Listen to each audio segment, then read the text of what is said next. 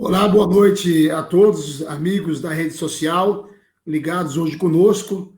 Hoje, como havíamos proposto na semana passada, estamos fazendo mais uma live e a temática de hoje é educação, né? A ideia principal é justamente debater aspectos da educação, especialmente a educação municipal, no momento que nós vemos hoje, esse momento da pandemia, todos os efeitos que isso tem. E hoje a gente vai ter como convidado especial conosco duas especialistas na área de educação.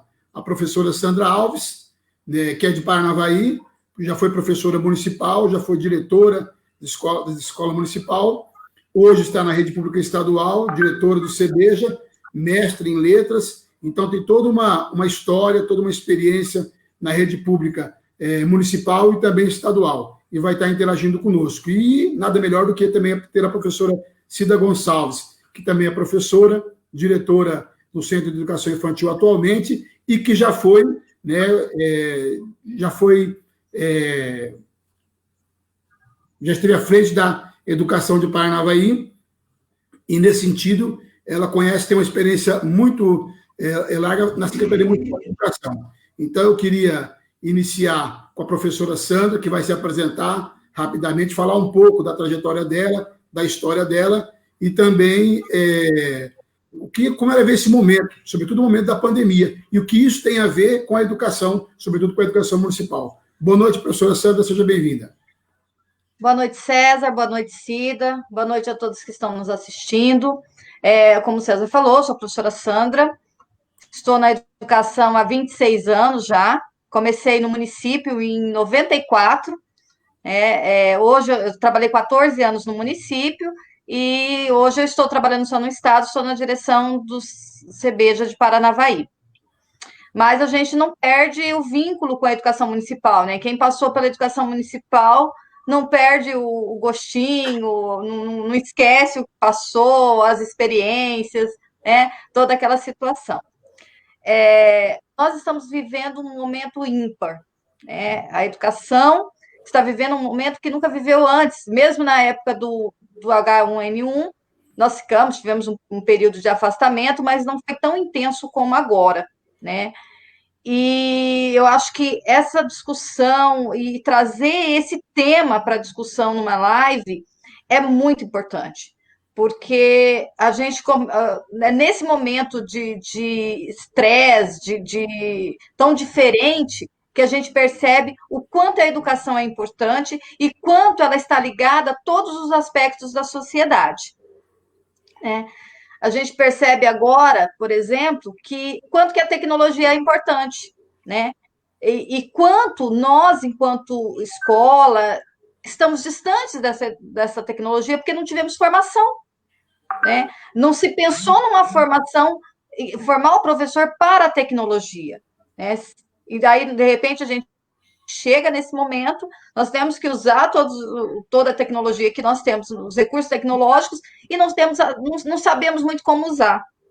E, ao mesmo tempo, nessa necessidade de usar essa tecnologia, tem um outro ponto, que é o acesso à tecnologia. Nosso professor, uma grande parte, não tem acesso como a gente pensa, porque às vezes a gente romantiza a coisa, né? Acha que é bonito, tudo, mas o professor não tem.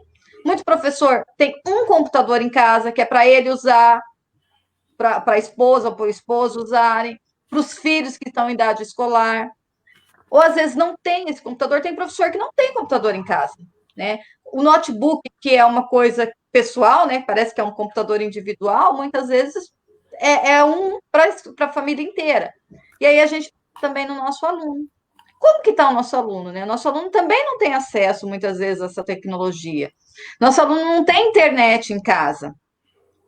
Nosso aluno não tem um computador. Ele está fazendo, muitas vezes, através de um celular que não é dele, que é da mãe, que é do pai, né? Então, quando a gente pensa em educação, a gente também tem que pensar na democratização da tecnologia e da democratização do acesso à internet, né? E que não está acontecendo.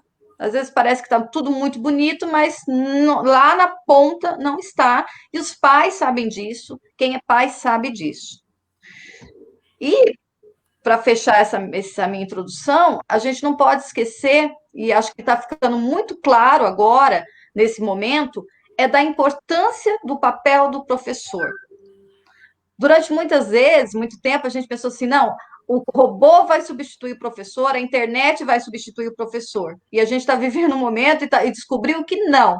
O professor não é substituível, ele é essencial, né, nesse processo de interação do ensino-aprendizagem. Então, são esses 3 pontos que eu queria colocar aqui nesse início, para a gente começar a nossa discussão.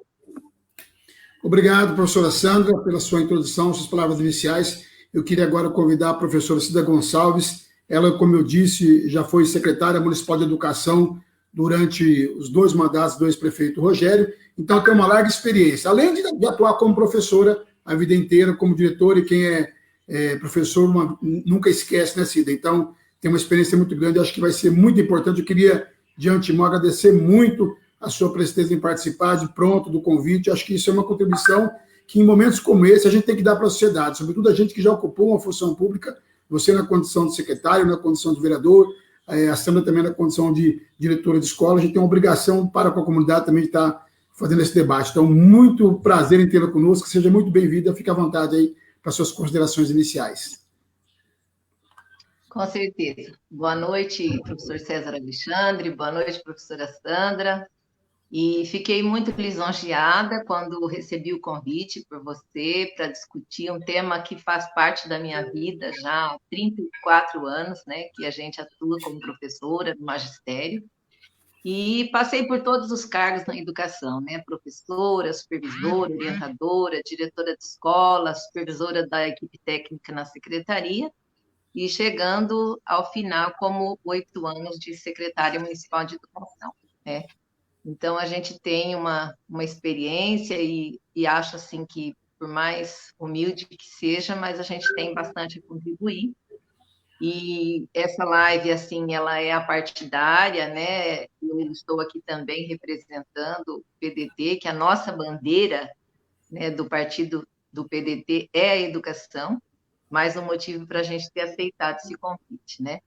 Legal. E como vocês já falaram, a gente está vivendo hoje, assim, um momento, uma realidade muito diferente que jamais nós pensávamos passar por ela, né?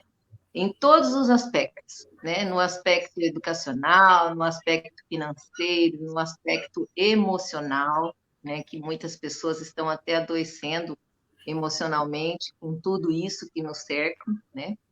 E um momento, assim, bem difícil para o setor educacional. Por quê? Nós temos que garantir o direito constitucional que a criança tem de aprender, de frequentar a escola, né, de no mínimo 800 horas.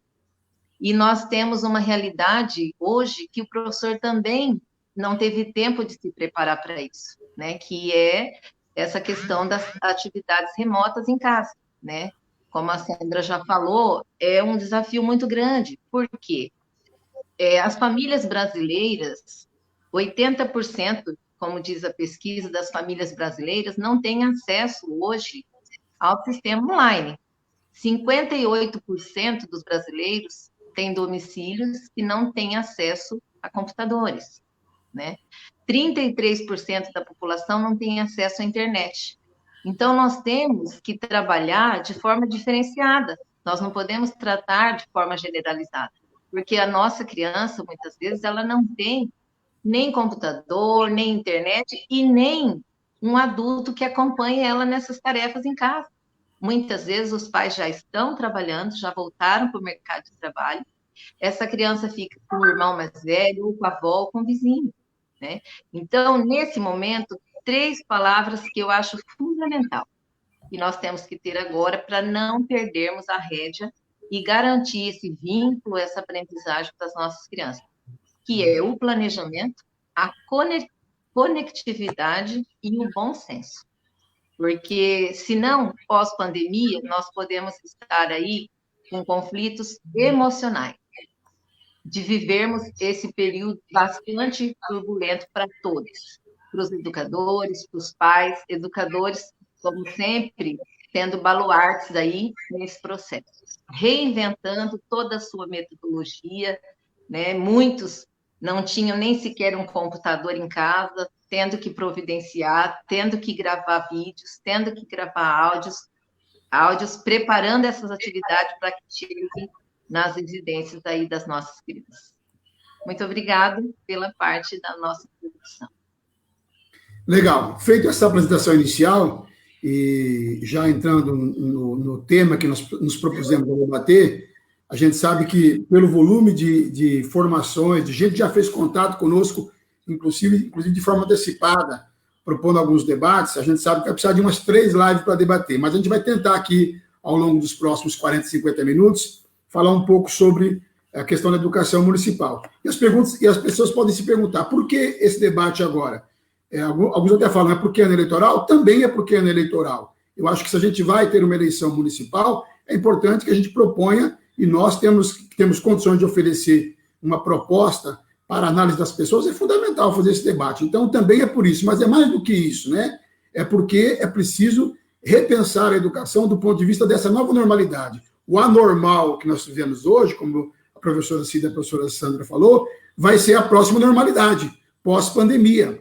E a gente precisa discutir os efeitos disso para o futuro e também os efeitos agora. Antes de entrar diretamente nos assuntos, só mandar uma boa noite especial.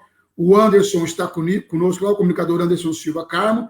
Obrigado. A Edilene também conectada. O Arquimedes do Amaral também, dando uma boa noite para nós. O Caio Alexandre, a Rosana Curti, dando uma boa noite especial para a Cida. A Juraneide Muniz, o Everton Roncário, lá de Alto Paraná também, pré-candidato a prefeito também nos acompanhando. O vereador Carlos Alberto João também, que é um representante da educação também na Câmara de Vereadores, também nos acompanhando. O nosso amigo Márcio, né, o Márcio Leiteiro, esposo da professora Cida, né, a Abilene Nádia Chagas, mandando um abraço também para a Cida, falando lá, ô chefa, né? A Clarice Guedes também conosco, a Eliane Kleber também, a Nadia Rosa da Silva, o Maurício Miranda, a Gleise Braz, muita gente já, o João Marques também, que é um apaixonado pela educação, muita gente já conectada conosco. Eu queria pedir que vocês, além de participar, né, a Sueli Comelli também, mandando parabéns para aqui pela live, queria que vocês também, além de estar assistindo, compartilhem, né, multiplique isso, né, o Luciano também nos acompanhando, o Luciano Gonçalves de Lima, uma boa noite também para ele, muito obrigado, ele que também é da Secretaria Municipal de Educação, né, Cida? Então, obrigado aí também pela participação. O tema proposto, gente, justamente as professoras já tocaram de início, nós vemos um momento hoje sui generis na história do país, ou seja, a pandemia que atinge todo o país não é diferente, também atinge a educação. E aí, de repente, em função dessa nova realidade, novas formas são previstas ou são criadas para o trabalho. A gente tem o trabalho home office, muita gente trabalhando em casa, e também os profissionais da educação não é diferente. É uma nova realidade. Mas é uma realidade que a gente precisa entendê-la de frente, né? Porque os efeitos que ela tem sobre o trabalhador do ensino é muito grande, como disse a professora, inicialmente a professora Cida e também a professora Sandra. Ora, o profissional hoje de educação, ele está, saiu de um regime, né, Cida, de um regime de 8 horas ou de 4 horas de trabalho para um regime de metas. Ou seja, ele tem metas a cumprir, né? Independente do horário que ele vai cumprir.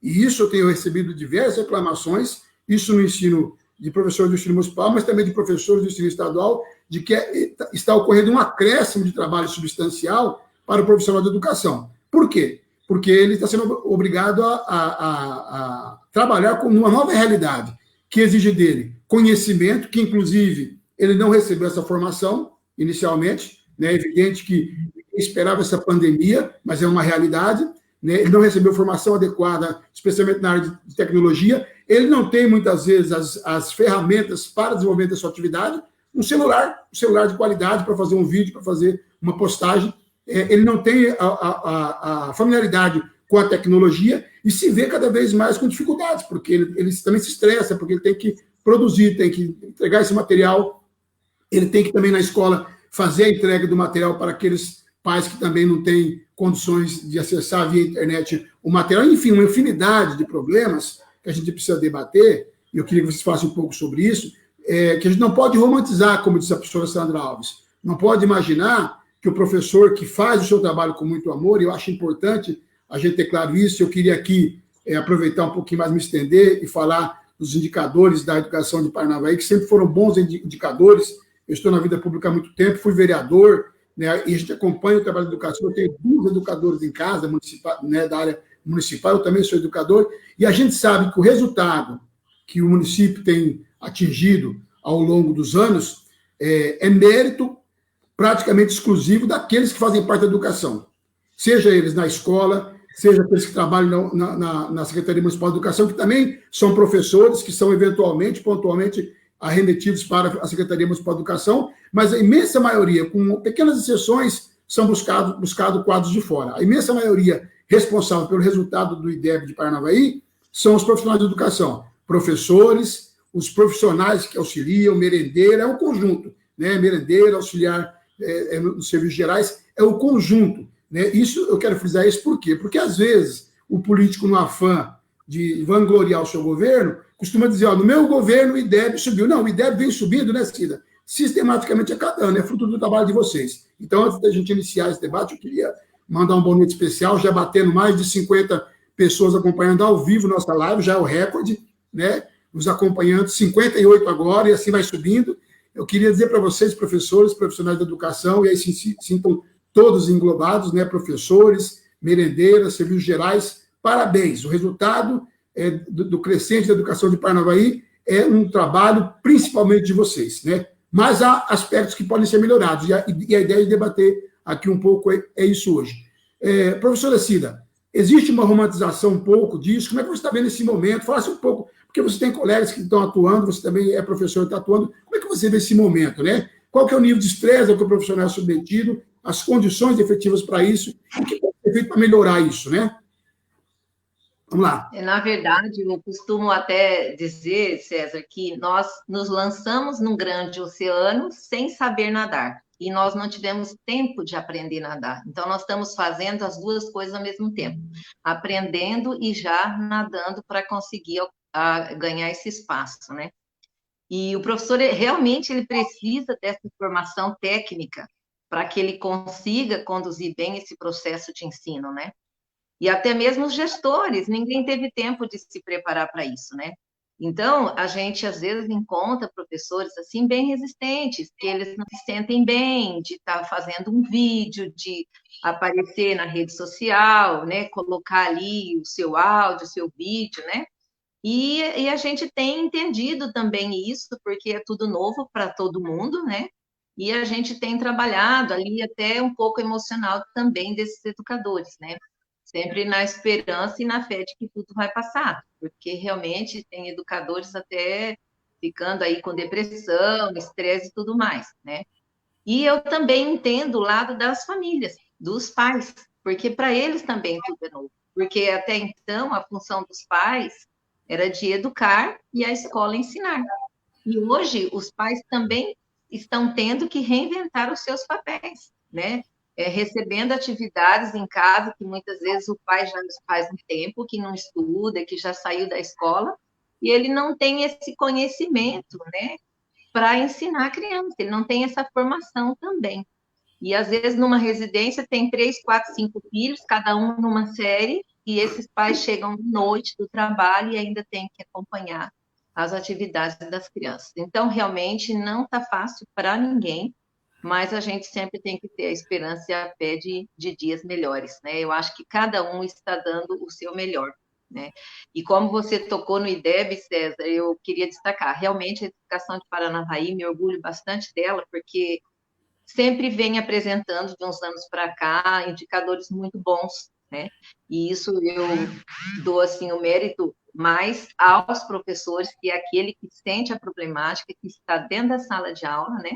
E que cada secretário de educação que ali passou ao longo dos anos com a sua equipe também tem contribuído para isso, né?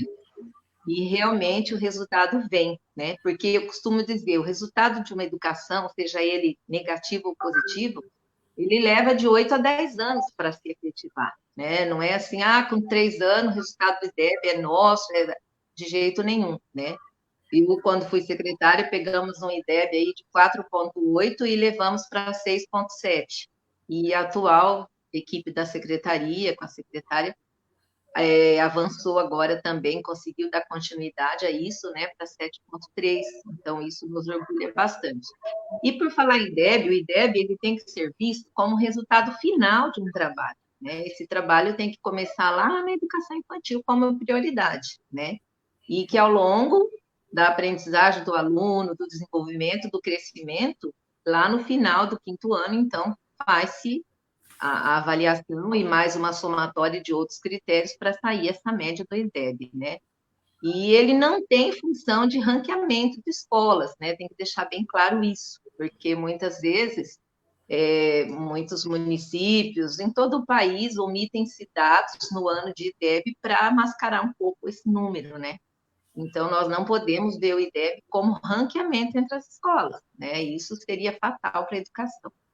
Ele tem que ser, assim, uma meta para que a gente sempre ofereça uma educação de qualidade para as nossas crianças, que o resultado final, com certeza, dará bons frutos. César e Cida.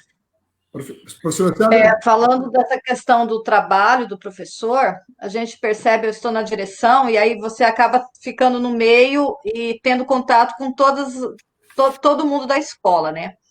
E a gente percebe que o professor está trabalhando demais, né? Muito mais do que antes até, né? Porque antes você tinha um horário a ser cumprido, né? Você só ficava naquele horário, você tinha um período que você ficava na sua casa, agora não. O professor está atendendo aluno de manhã, à tarde, à noite, independente do seu horário.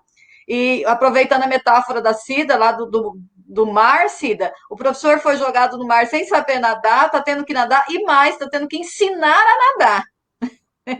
Então, assim, está uma situação muito difícil. A equipe pedagógica das escolas está trabalhando muito, os agentes educacionais estão trabalhando muito, mas a gente entende que precisa desse trabalho porque é o momento que nós estamos vivendo, né? E daí eu bato num ponto que é a questão da valorização do professor, né? Essa valorização passa por onde? Passa pela formação, né? A gente precisa ter um programa de formação continuada, que há muito tempo a gente não tem. Aquele programa, aquilo que você entende como formação continuada, que é um momento de estudo, de discussão, de debate, acaba ficando muito reduzido a questões pontuais, né? E por isso que quando chega esse momento, o professor fica tão perdido, porque não teve essa formação, né? Quanto tempo a gente discute que esses instrumentos tecnológicos são necessários, mas professor. E outro ponto também é a questão salarial, né? O IDEB está ótimo, está crescendo, mas como está a valorização salarial do professor? Né? Como que está o salário do professor? Nós sabemos que a carreira de professor, que exige um curso superior, não existe uma isonomia no Estado. Né? Outras carreiras que exigem um curso superior ganham muito mais do que o professor, né? Especialmente no início da carreira. Um professor, ele entra com um salário muito baixo, às vezes abaixo do piso nacional, e isso não quer dizer que ele não vai fazer um bom trabalho, ele vai continuar fazendo esse bom trabalho e ele precisa ser valorizado, né? Então, são situações que a gente precisa pensar. O IDEB, ótimo, está crescendo, mas a gente precisa se questionar. E acho que isso, César, é um desafio para a próxima gestão mesmo, né? Como valorizar na prática esse trabalho do professor, né? Por isso que é tão interessante fazer essa discussão que seja no momento eleitoral, sim, né? É uma discussão que precisa ser feita a todo momento, mas especialmente no momento eleitoral, que a gente tem uma perspectiva de mudança para o próximo ano. Exato. Gente, eu queria mandar uma boa noite aqui, é muita gente, eu acho que não sei se eu, por acaso, esqueci de alguém, nos perdoe aí, né? Mas o Celso Avelar também já conosco, o Maurício Miranda, né? O Júnior Baldô também ligado conosco, conectado, o Douglas Vivi Calneto, a nossa amiga Marli Bavia também conosco conectado, vamos ver mais gente aqui, o José Manuel, o professor José Manuel também conosco, a Gleise Brás também, né? O nosso amigo João Marcos já falei, a Sueli Comelli também, o Roberto Ragazzi, nosso amigo Roberto também conosco, está lá em Campo Mourão também, nos acompanhando, ele que tem família em Parnavaí, também cresceu em Parnavaí, trabalha na Celepar, o Fabrício Jorge Fernandes, Luiz Ricardo de Araújo, Fátima Ferreira, Joel Fonseca, e assim vai, o José Augusto Felipe, ex-prefeito de Paranavaí, né, a Lourdes Silveira, né, a Luara também participando conosco, Jaqueline Malaquias, Kellen Silveira, Juliana Priscila, André Novaes, Priscila Alvim, gente, é muita gente, a Ivonete Almeida,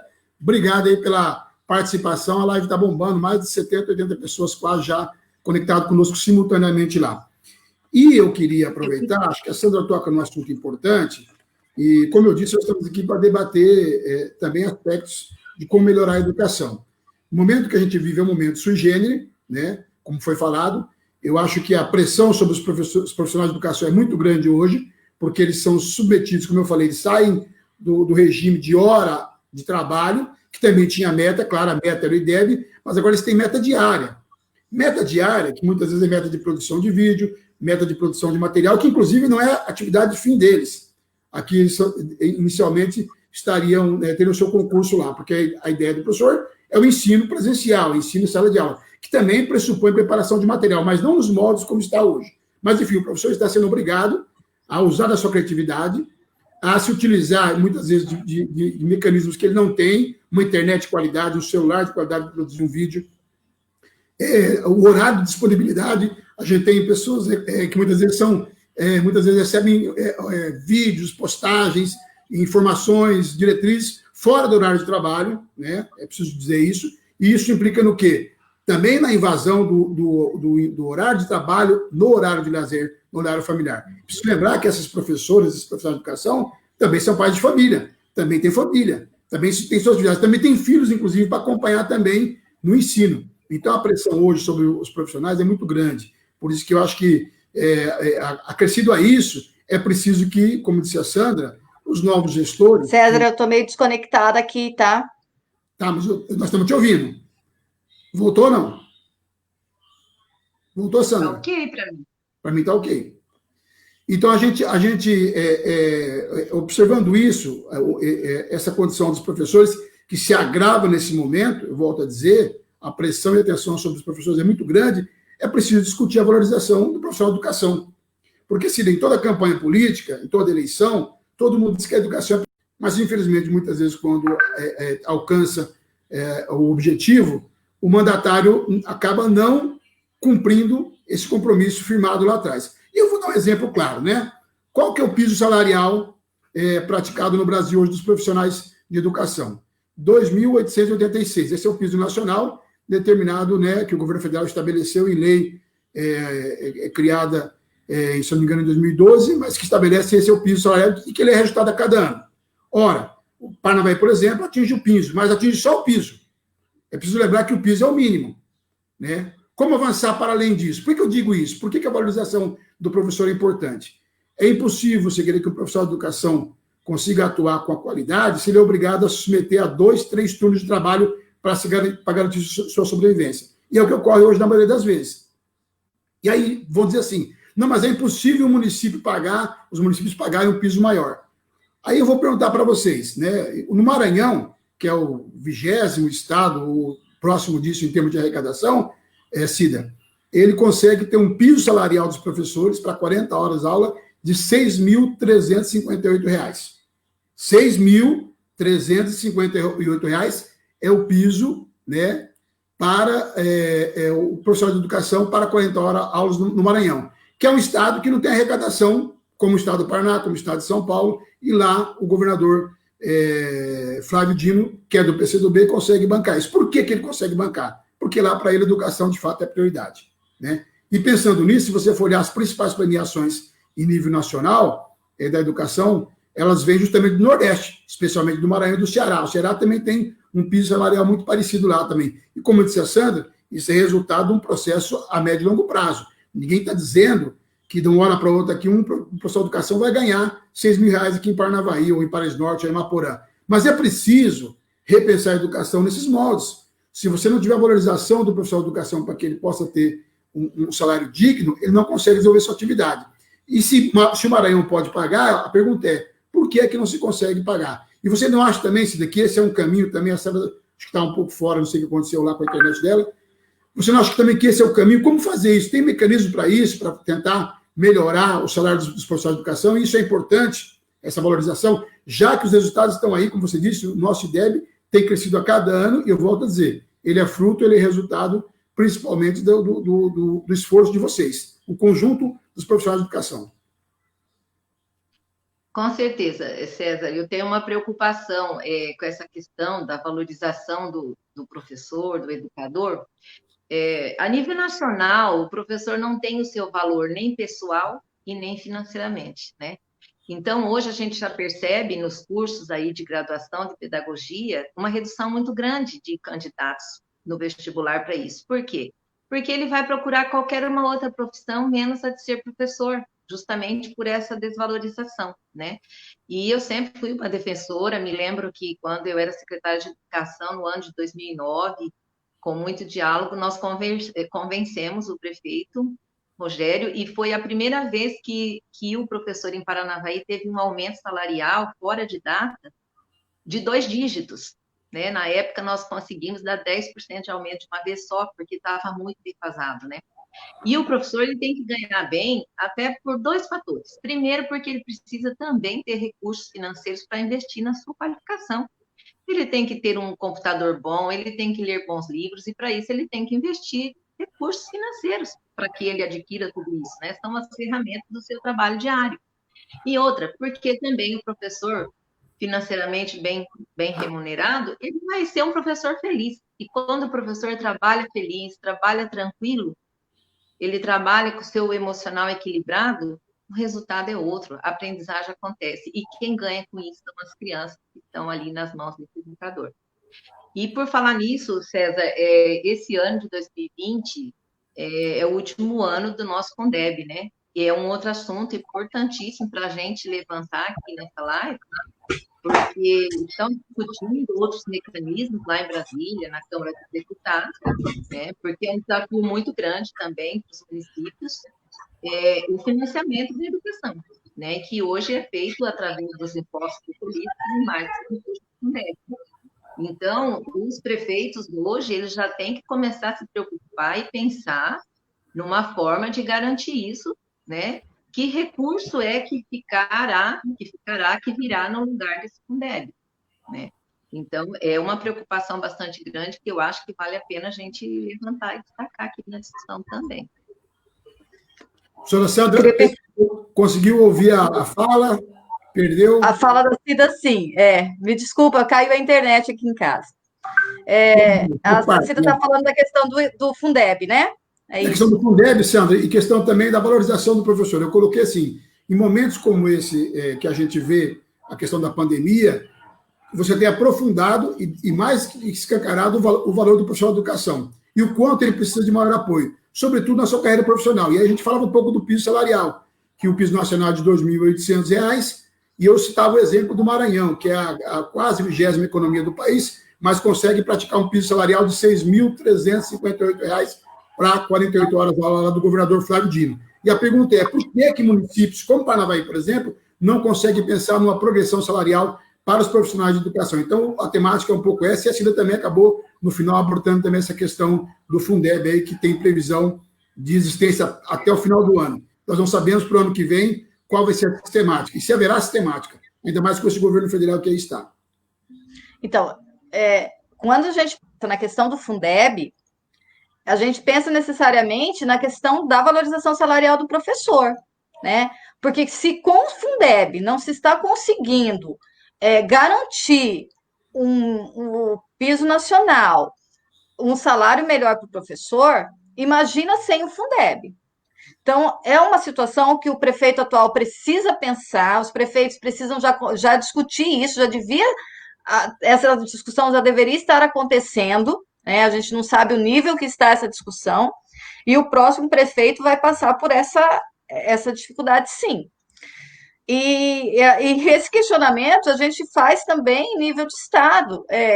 Por que o profissional da educação, por que o professor não é valorizado? O que acontece financeiramente no Estado e nos municípios, e no município, que esse profissional não é valorizado?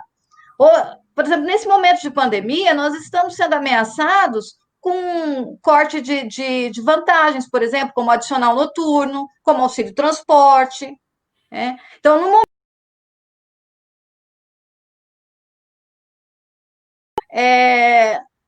o governo tem nos ameaçado com isso, né? E eu acho que no município também não é diferente, né, do Estado. A questão de demissões, né? O perigo de ser demitido, não o profissional concursado, mas aquele que é contratado, né?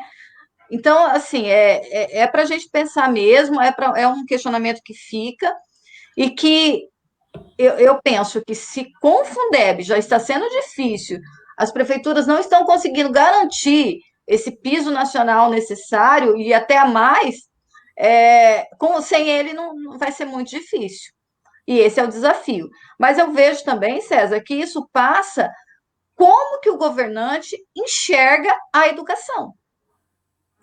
Aquele governo que enxerga a educação como um bem essencial das pessoas, né, da população, e que os profissionais que atuam na educação, professores, o pessoal da secretaria, o pessoal que faz a faxina, a direção, os pedagogos, todo esse pessoal que não enxerga que essas pessoas são importantes e que elas são essenciais para manter esse serviço que é direito da população.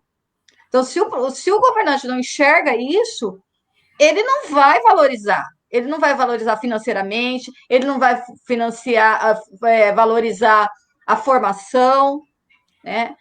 Ele vai criar uma situação de estresse, de instabilidade, com a questão de ameaças, de retirada de direitos, de demissão.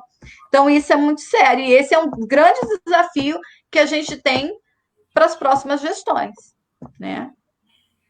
Porque realmente, Sandra, o César colocou aqui R$ 2.800, né? É o piso do magistério. Mas veja bem, para isso é aquele professor que já tem 2 concursos, 40 horas.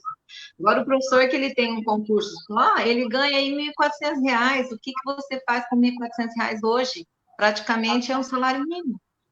E mesmo assim, a gente tem informação, por exemplo, em Paranavaí, que o piso salarial ele é garantido para os professores da classe A e B. Os professores que estão em outras classes, muitas vezes o reajuste que é dado para o A e para o B, eu posso estar enganado, mas a informação que eu tenho é essa, não é o mesmo reajuste, por exemplo, que é dado para os níveis C e D, porque sempre se procura atingir o piso, mas o aumento não é homogêneo para todos. Então, aqueles profissionais mais antigos, com mais experiência, acabam, mais uma vez, também sendo precarizados. Então, acho que... O aumento não é real, né? O aumento não é real e não é igual para todos. O aumento apenas acontece para cumprir a legislação, para atingir o piso salarial.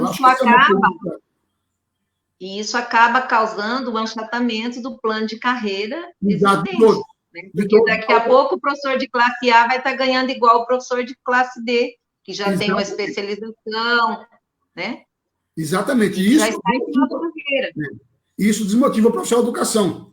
Né? Então, a educação tem que ser prioridade na sua totalidade. E quando a gente fala aqui em professor, queria que todos estamos acompanhando, a gente está falando dos professores, literalmente falando, dos agentes de apoio educacional, que também tem uma função também de ensinar nossas crianças, dos estagiários, que têm um trabalho fundamental nas escolas. Eu queria aproveitar aqui e registrar que, infelizmente, a cidade de Paranavaí tomou a medida de interromper os contratos dos estagiários sob a alegação de que existe uma nota técnica do Ministério do Trabalho orientando isso. Apenas para esclarecer, a nota técnica do Ministério do Trabalho ele orienta o afastamento dos estagiários do trabalho, visando o quê? A preservação da saúde deles e de seus familiares.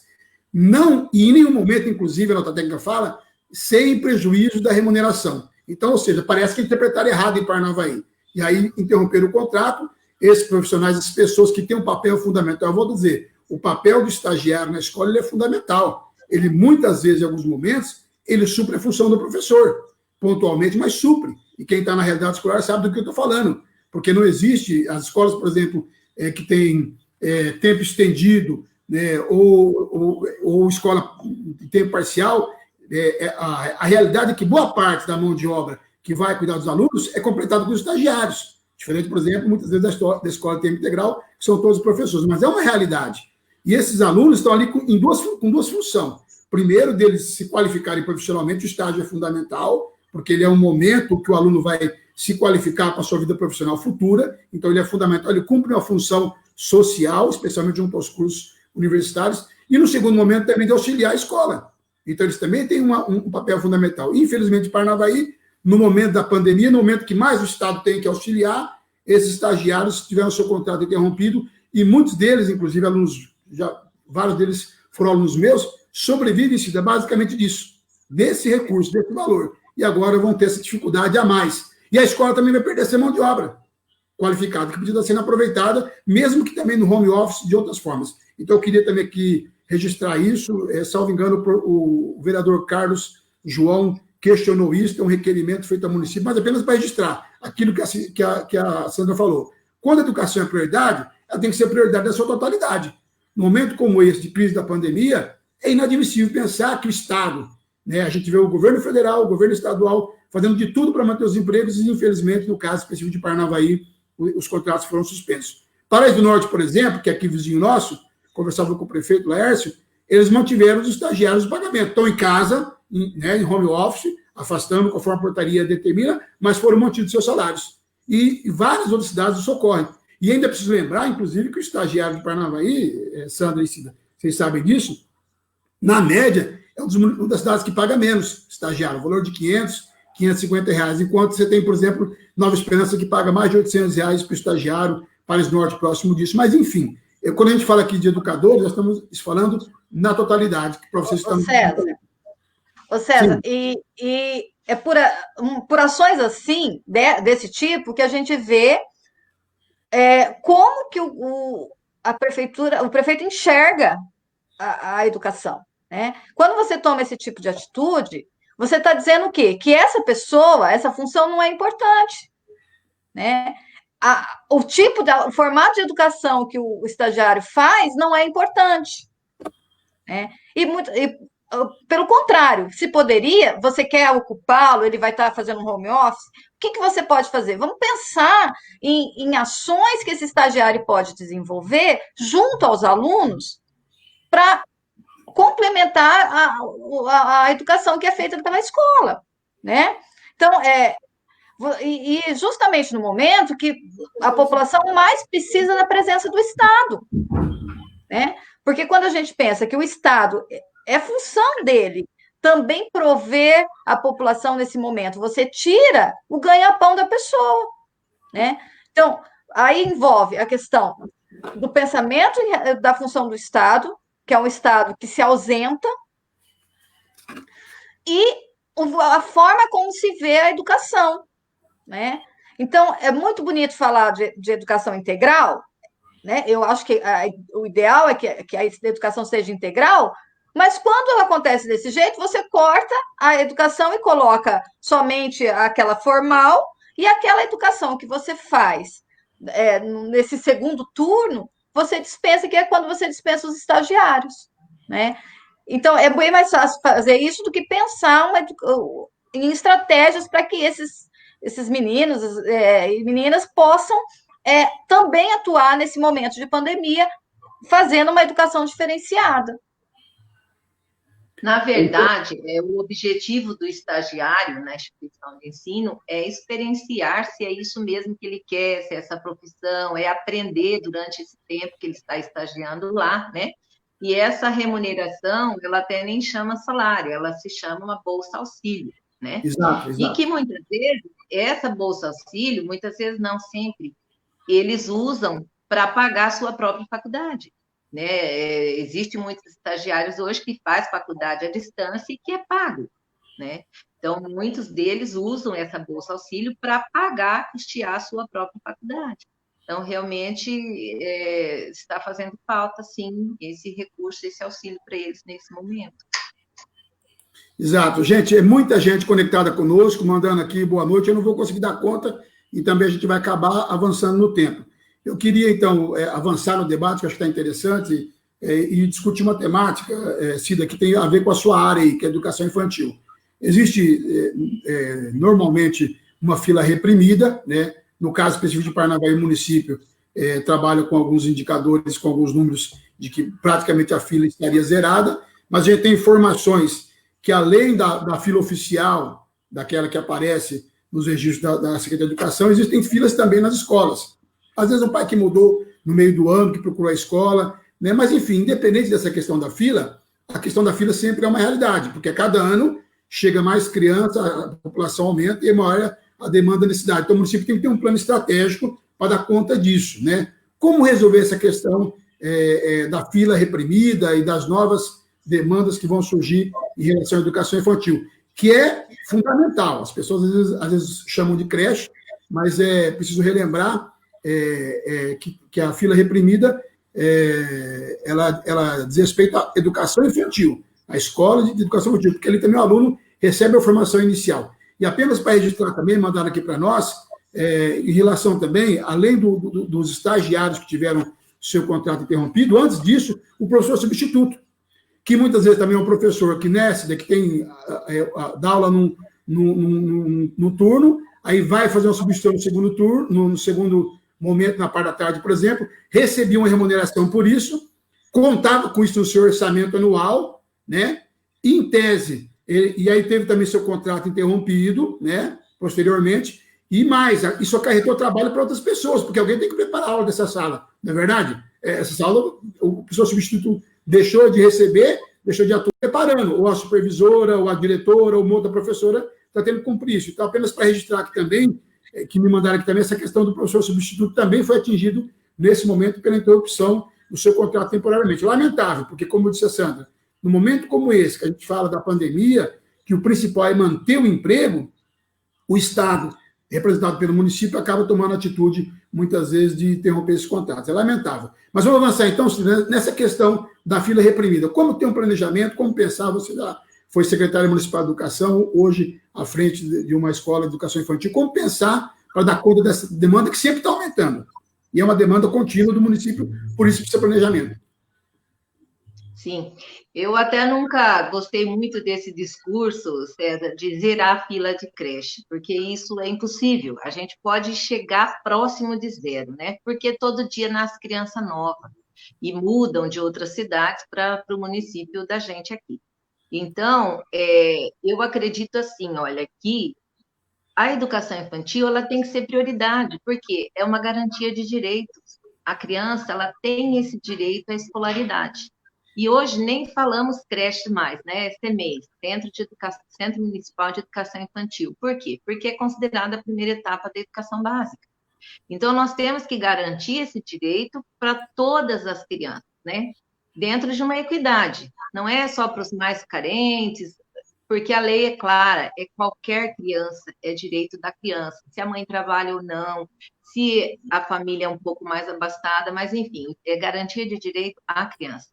E no nosso mandato, nós construímos 6 novos CMEIs, né? Pegamos também com uma fila bastante grande, reprimida, e nós construímos 6 novos CMEIs, 2 com recurso próprio e 4 com recurso do governo federal, e ampliamos mais 7. Então, nós conseguimos ofertar, naquela época, nos 8 anos, 1.600 novas vagas. E eu fico me perguntando, imagina se a gente não tivesse construído tudo isso, porque realmente hoje a fila ainda é grande. E é muito triste, eu que estou na direção do CMEI, quando a mãe chega lá chorando, que ela é sozinha, que ela trabalha, seja de manicure, de diarista, seja no comércio, seja de empresária, e ela não tem com quem deixar essa criança, né? Então, realmente, precisa investir na educação infantil, porque é pré-requisito. Se a criança tem uma boa fundamentação na educação infantil, o sucesso dela é garantido nos anos posteriores, né? Então, hoje o CMEI não tem somente a função de cuidar, é cuidar e educar. E aqui eu quero fazer um destaque para os agentes de apoio educacional, que, na minha opinião, eles são professores, são educadores, assim como os outros, porque realmente eles fazem um trabalho belíssimo lá no CMEI, né? Que não é fácil você pegar uma criança ali no 6º mês e encaminhar ela até os 5 anos para ela passar depois para o 1º ano e para o ensino fundamental, né? Então, eu acho assim, tem que se investir. Na minha opinião, cada prefeito que passa no seu mandato, ele terá que já ter como plano de governo 1 ou 2 construções de CMEI, porque senão não consegue diminuir significativamente essa fila de espera. E mais do que, e além dessa construção, né, Cida, é a ampliação desses que já tem, né? Eu trabalho numa escola de educação de jovens e adultos e eu estou na outra ponta, né? Eu estou atendendo as mães e os pais que precisam do CMEIs, né? E a gente percebe que às vezes acontece situações das mulheres não poderem estudar porque não tem com quem deixar os filhos. A gente tem a consciência de que não é um espaço simplesmente para a guarda da criança, mas é um espaço de formação, é um espaço de educação. Mas nós temos muitas mães que não podem estudar porque não tem com quem deixar, não tem onde deixar os filhos, né? Elas são mães trabalhadoras que trabalham muitas vezes por turno e precisam estudar de manhã ou à tarde na escola e passam por essa situação. E isso precisa ser é isso que você falou mesmo, tem que ser um ponto de discussão e de plano de governo do próximo prefeito, né? E que todos tenham isso, né? De ampliar essas vagas. Como vai ampliar essas vagas? É construindo novos centros? É ampliando os que já tem? Isso precisa ser analisado, mas precisa ser feito. Isso precisa ser um ponto no plano de governo dos candidatos a prefeito agora, né? Do próximo prefeito. Porque o Estado precisa atender a população, né? E quem é essa população? É a população mais carente que nós temos na cidade, né? Que não tem condições de ter outra forma de oferecer essa educação, esse formato de educação para os seus filhos. E além de ser o direito da criança, a mãe acaba ficando disponibilizada para ir para o mercado de trabalho, ela também vai ter o seu salário, que vai investir no próprio comércio da cidade, tudo isso é um giro de capital dentro do próprio município, né? Então, é preciso, é a modalidade mais cara do ensino, é a educação infantil, mas é nela que precisa ter os maiores investimentos. Como diz nosso amigo João Marques, né, que está nos acompanhando também, não existe país que alcançou o desenvolvimento econômico na história do mundo que não investiu em educação. O ensino fundamental é a base. Se você dá para a criança, até mesmo porque o desenvolvimento neurológico dela, o raciocínio, o pensamento, a formação do pensamento, ela se dá nessa fase até os 12, 13 anos. Então, é a fase fundamental de você investir. Então, é preciso que o governante saia do discurso e vá para a prática. Mas eu queria aproveitar também, Sandra, porque é a tua área também de especialidade, essa nova realidade que a gente está vivendo da pandemia também externa isso, né? A realidade de muitas das nossas famílias. Muitos pais, infelizmente, não teve acesso à educação no seu período quando era jovem, por várias razões, pela própria formação que teve, né, trajetória econômica, social, acabaram não tendo acesso ao ensino nem fundamental. E é uma demanda muito grande. Eu sei que você trabalha com o ensino de jovens e adultos, eu também já trabalhei no ensino médio com essa 2004, 2005. Existe algum convênio, existe algum trabalho em conjunto atualmente do município com o ensino de jovens e adultos? E por que isso é importante? Ainda mais olhando agora os pais que estão tendo que ter essa função, e é uma realidade, a normalidade de hoje será a normalidade de amanhã. A gente não sabe, esse Covid, qual será o comportamento dele ano que vem. Talvez tenhamos algo parecido. Ou essa questão do ensino também via rede é uma realidade cada vez maior. Os pais também têm que estar acompanhando o ensino dos filhos. E aí, como é que fica essa questão? Eu sonho com a Paranavaí livre do analfabetismo. Eu, que sou filho de uma mãe e de um pai semi-analfabeto, que tiveram questão de estudar todos os filhos. Boa noite especial para minha mãe, para a dona Maria lá, deve estar nos acompanhando. Meu pai também lá se cuidando, porque está também em festa, Sandra nos conhece. E eu sou resultado disso. O investimento, da preocupação dos meus pais que tiveram essa educação, que eles não tiveram acesso. Mas nós podemos fazer isso hoje, porque eu morri com isso também. Tem um compromisso, o município tem um compromisso com as crianças, mas também tem um compromisso com os idosos. Você vê isso, existe um trabalho em parceria, o que pode ser feito, que experiência nós temos nessa área de ensino de jovens e adultos, e qual o papel do município nesse processo? César, nós temos aqui em Paranavaí 2 CBJs. Um lá no IP, que é o CBJ de Paranavaí, onde eu sou diretora, o CBJ Newton, que é bem no centro. Nós temos 2 escolas que ofertam EJA, uma no Sumaré e uma no Morumbi. No Morumbi não, perdão, no São Jorge. E diariamente nós recebemos pessoas lá na escola querendo voltar a estudar. Só que nós atendemos o Fundamental Fase 2 e o ensino médio, então a partir do 6º ano. E essas pessoas, muitas vezes, não são alfabetizadas. E, infelizmente, hoje, no município de Paranavaí, nós não sabemos como atender essas pessoas, elas não são atendidas, né? Nós temos, eu posso estar, salvo engano, mas nós temos um atendimento no SESC, só que é durante o dia, e essas pessoas são trabalhadoras, né? São homens e mulheres trabalhadores que precisam estudar à noite, e hoje não tem um atendimento efetivo para essas pessoas aqui no município de Paranavaí. Então, hoje, esse teu sonho de erradicar o analfabetismo na nossa cidade não é possível de ser realizado, porque nós não temos atendimento para essas pessoas. E é interessante, nós temos 2 CBJs que fazem educação de jovens e adultos, que têm pessoas experientes nessa situação, que poderia fazer uma parceria com o município.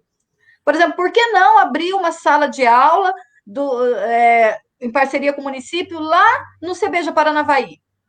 Né? Nós usamos as salas ali do Colégio Curitiba, que é do lado, por que não abrir lá?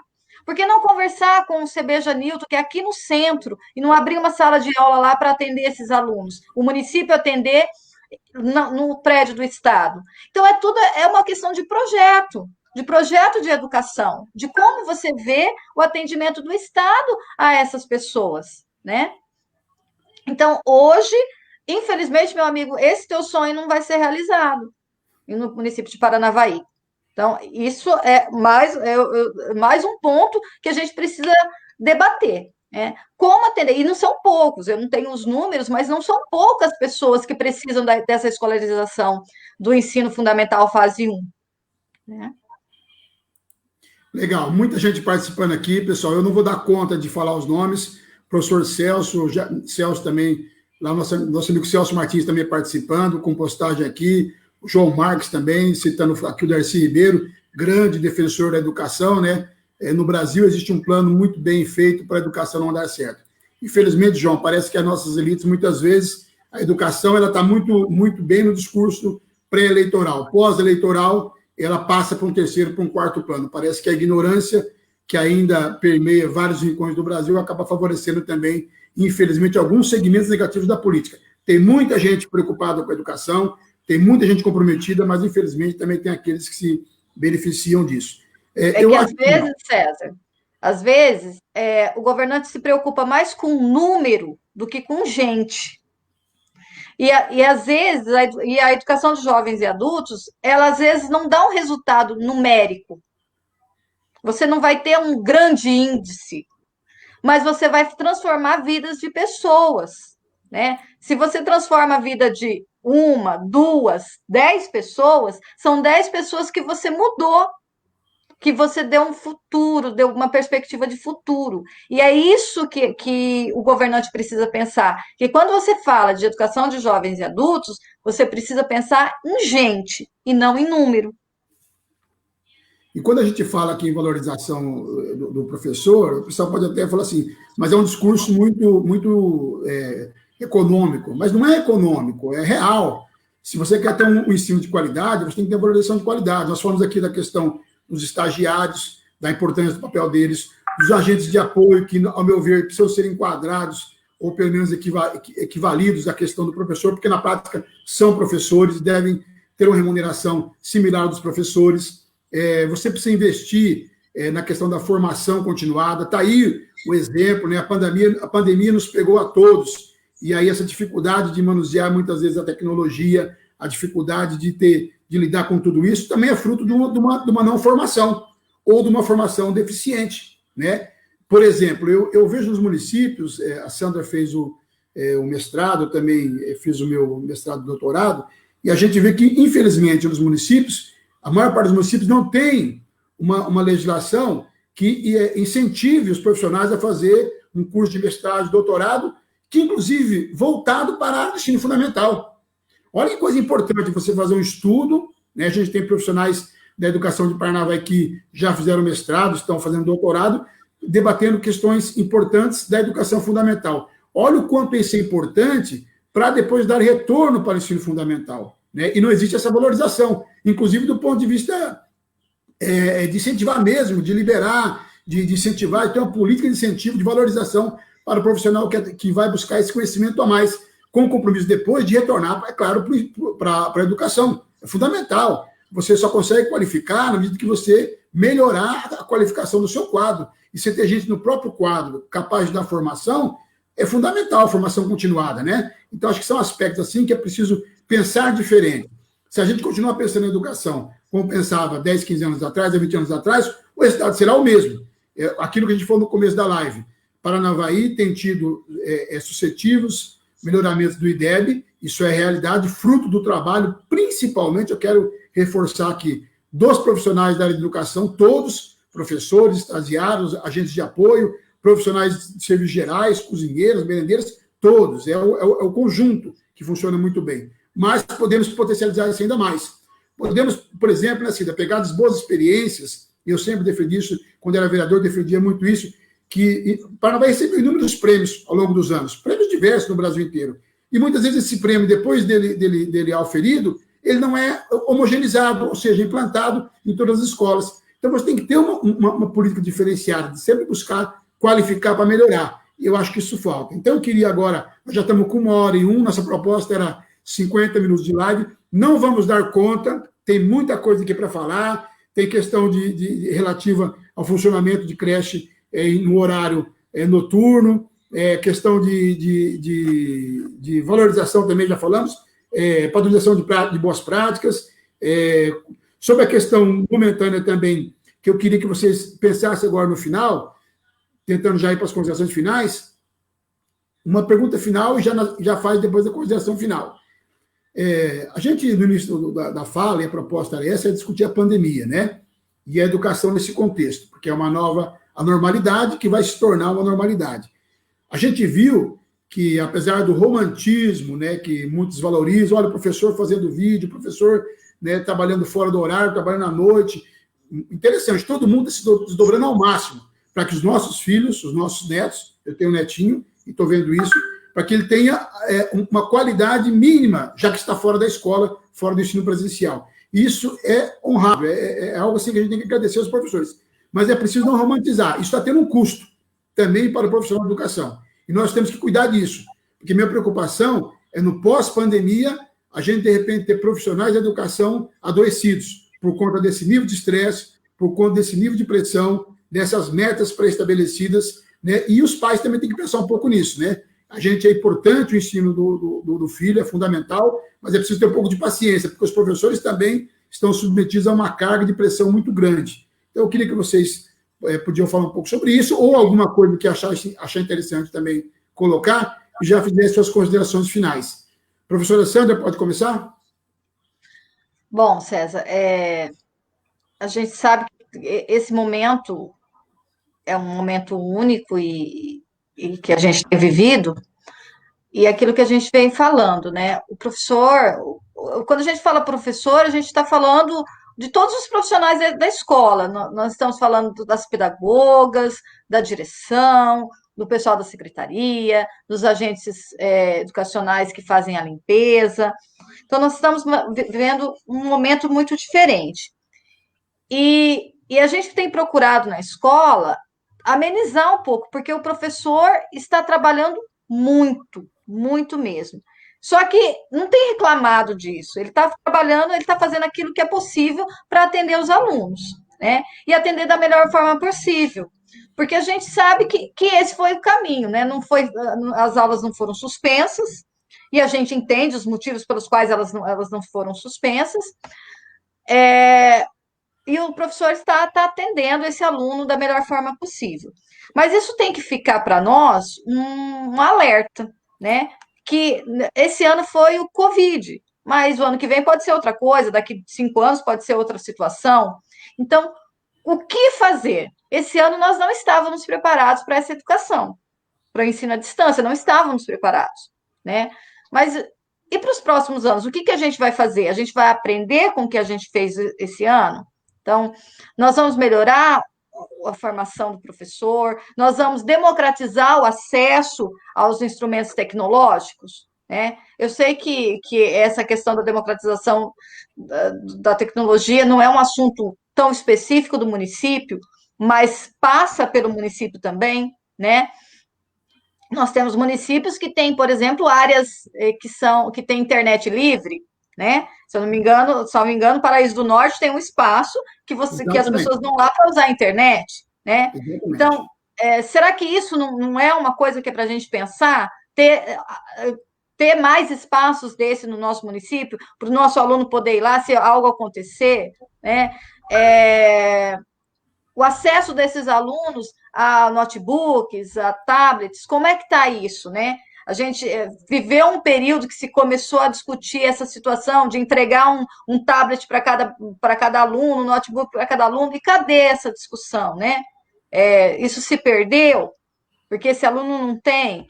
Então, a gente precisa pensar, acho que é um momento difícil, mas que precisa levar a uma reflexão e a uma mudança de atitude, né?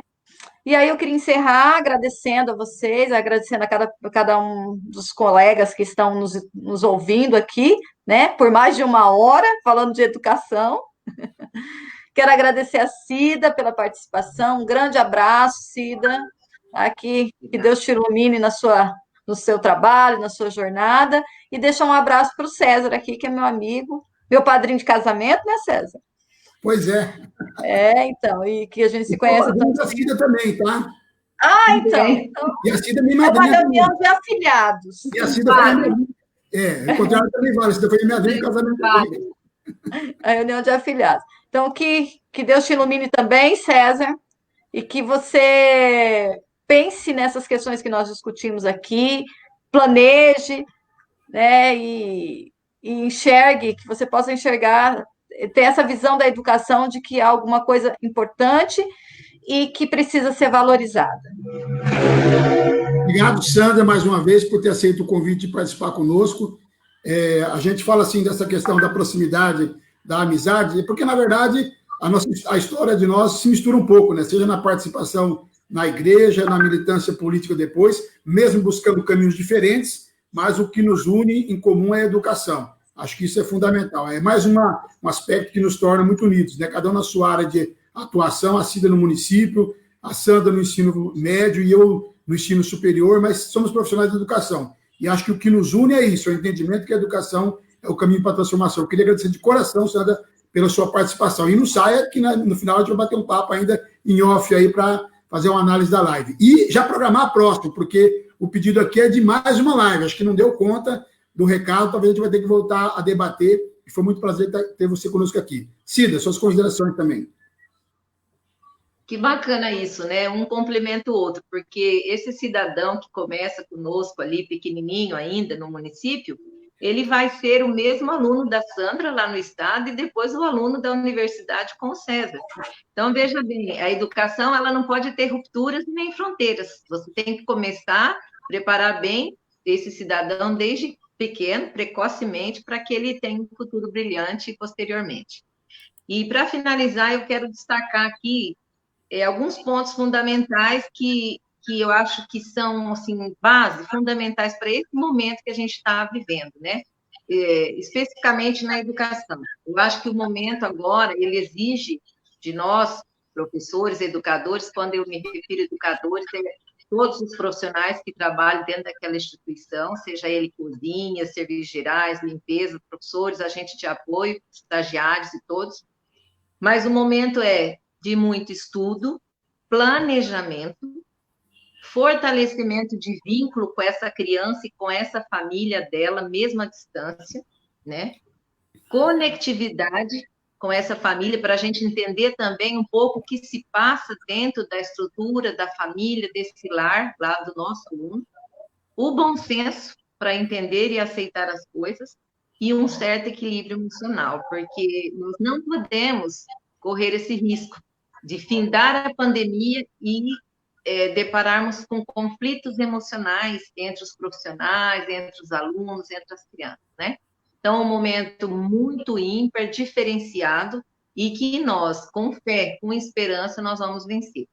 E as famílias também, eu vejo um lado positivo, de tudo isso, né? A família hoje, ela está tendo oportunidade de resgatar essa questão de ensinar a criança, né? Hoje os pais, eles, de forma obrigados ou não, mas eles estão brincando com as crianças, eles estão cantando, eles estão executando as tarefas, às vezes sem tempo, a duras penas, mas a gente tem recebido os vídeos, as fotos, né?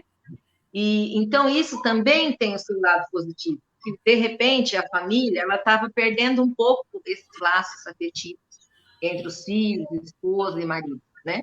Então, hoje está tendo esse resgate, né? Então, além de toda essa dificuldade que estamos tendo, vamos ver o lado bom das coisas e vamos aproveitar esses lados positivos, né? E juntos, escola, educadores, famílias, nós vamos, sim, ter sucesso na garantia do direito da aprendizagem dessas crianças. É o que eu espero.